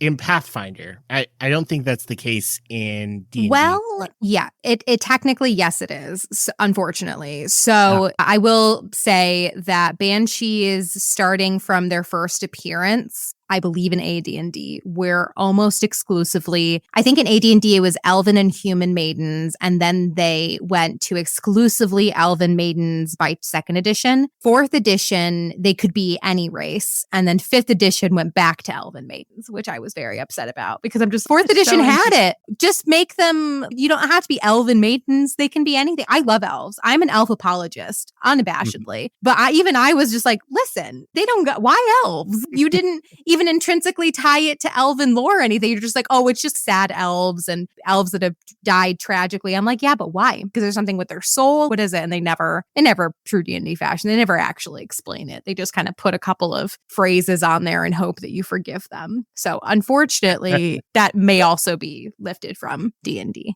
Yeah.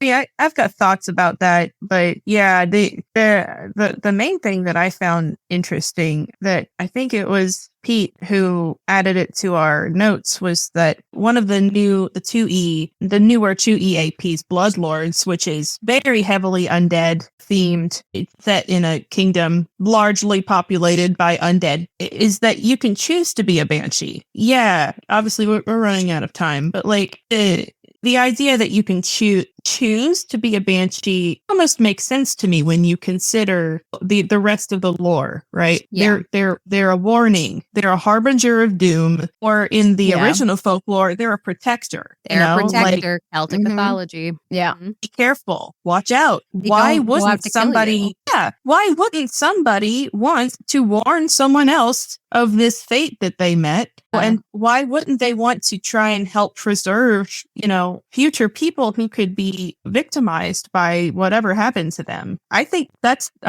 to me, that's kind of the key, right? That's the crux of it. Yeah. Banshees have been done dirty by most games. We can't even say it's exclusively TRPGs. It's games and gamifying banshees, seeing banshees in fantasy stories and ghost stories. They have been woefully misinterpreted for a very long time. When we looked into it, that was the biggest thing was banshees are a warning. Banshees do not kill anybody. Their wails are annoying and loud, but they don't kill people. They die a tragic death and they're tied to specific Irish family names and they protect those families for eternity so they don't die. And that's a beautiful story. And yet in TTRPGs, in video games, in novels, in whatever, they're just shrieking women and they are so watered down and the meaning is completely lost. It's such a I could go on and on, obviously we're out of time, but it's a tragedy and it sucks that like most places that's how banshees are known. It's unfortunate. The Book of the Dead is a recent book that really expanded on the role of undead in Galarian, really establishing that while undead are typically bad guys that you wipe out as player characters, that there are entire nations of undead that have formed complex societies. And while they're not mentioned in the Book of the Dead, there is a brief little snippet from the Impossible Lands that's talking about the land of Mekatar. It says it isn't uncommon in Mekatar to find wraiths conducting theater, zombie lords perfecting their mastery of the lute, and banshees using their voice to elevate arias to new heights. So I think it would be cool, especially with the remaster, to dig into that stuff we were talking about, that they are not bad guys, really, when you think about it, or at least, their true lore, and expand on them being just as much conscientious undead as some other undead have proven to be. But They're individuals. Yes, they're individuals. Nuance. Nuance. The first and last thing, if you learn anything from this, learn about nuance. Nuance. So it's no secret that one of my big goals as a Pathfinder, I hate to use the word influencer, but someone who talks about Pathfinder all the time. I've tried to bring D&D people into the Pathfinder fold with events like Beginner Box Days, and had another episode going over the differences between Pathfinder and D&D mechanic-wise. So it's no secret that part of bringing you onto here is, as D&D content creators, I want to get your take on the differences that you've seen from these couple of subjects that we've talked about from D&D and Pathfinder, and get your overall impression. I hope I get to run a game for you all one day so you get to experience the mechanical awesomeness of Pathfinder. But what are your overall impressions of Pathfinder just from your look into these couple of topics? I think I can start. I think that Pathfinder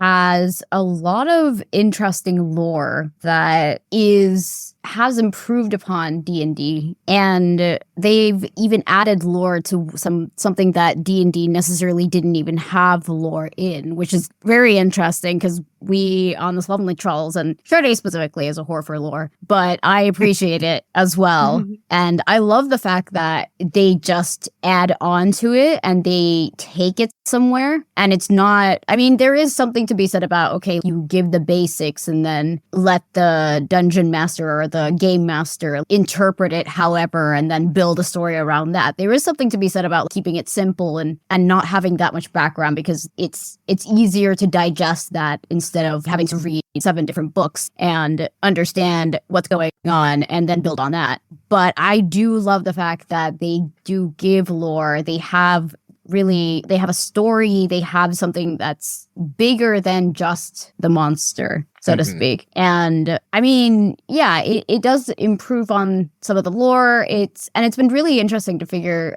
and hear about all the different things that you've been talking about, the stories about Pathfinder, and just to see a reinterpretation of it, because what we've been getting is just like the D&D interpretation of it. And I mean, we do have our own games, and then our DMs and GMs are interpreting the D&D version, but to like hear the official Paizo version interpretation of it. And then it would be really awesome if we could play the game, the Pathfinder game, and then get the interpretation of the GM in Pathfinder, interpreting that lore and building on that and seeing where that could go. So I think it's just really interesting. Building on that, some of this stuff is just so fresh because we've been obviously deep diving into D&D for over 2 years now. So looking into any system other than D&D is always just a breath of fresh air. Just seeing Absolutely.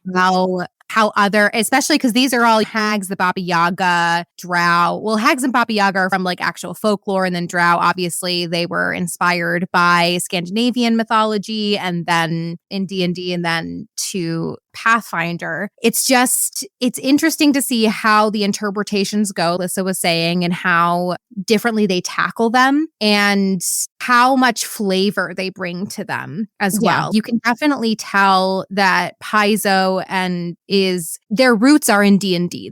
There's literally no way to get around that. Their origin story, Paizo and Wizards, the people who originally worked on Pathfinder 1E, D&D is in its bones. And unfortunately, that can be a blessing as well as a curse, because it suffers from a lot of the same pitfalls as D&D, because D&D took a lot of inspiration from real world mythology and real world problems, and was created by a bunch of straight white guys during a time when, while change was happening, it wasn't as normalized as it is now, like women at tables, minorities at tables, etc. So because it kind of evolved from that same root, you're going to find a lot of the same problems, but they all have the same same root cause, which is it's not D&D's fault. It's not Pathfinder's fault. It's the big bad evil guy is society. It's the patriarchy. It's capitalism. It's all these big things that are going on around us. And really, like, studying D&D and Pathfinder is just such an interesting case study on culture and how it's changed. And like being on Twitter or social media and seeing people react so negatively, the Hadozi incident for starters, like with D&D, people didn't give, well, they did give a shit when Hadozi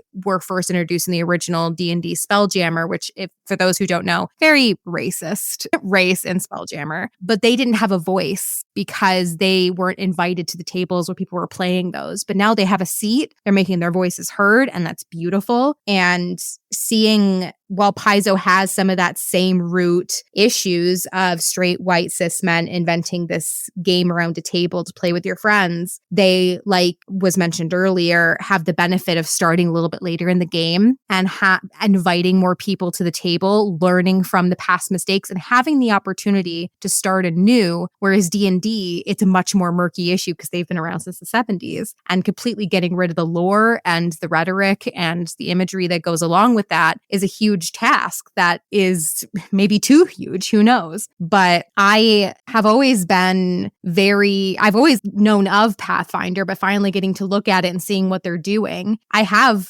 hope that they will follow through, especially as you said, they're going to be relooking at this. They're redoing the lore. They're taking a good hard look at stuff. And I feel hopeful, but I'm also skeptical because it has that same grassroots, icky bicky patriarchal stuff that's never quite going to go away, unfortunately, in any TTRPG. It's not even just Pathfinder. Any TTRPG is influenced by D&D, unfortunately. It's going to have some of that. I just hope that I think they are aware of it, and I hope that their awareness of it will continue to be positive for Pathfinder and for the entire tabletop community as a whole. We have a saying on the Slovenly Trulls podcast that it's not just a D&D problem, it's a real world problem. And I think that can go along with this. It's not just a Pathfinder problem, it's a real world problem. Like real world issues making their way into TTRPGs, and that's a BBG, is when you don't catch on to that. And you just need to have, I think, a diverse group of people to take a real hard look at what it is that you're putting into the TTRPGs. Take a look at it from all angles, all perspectives. The more diverse, the better. And yeah.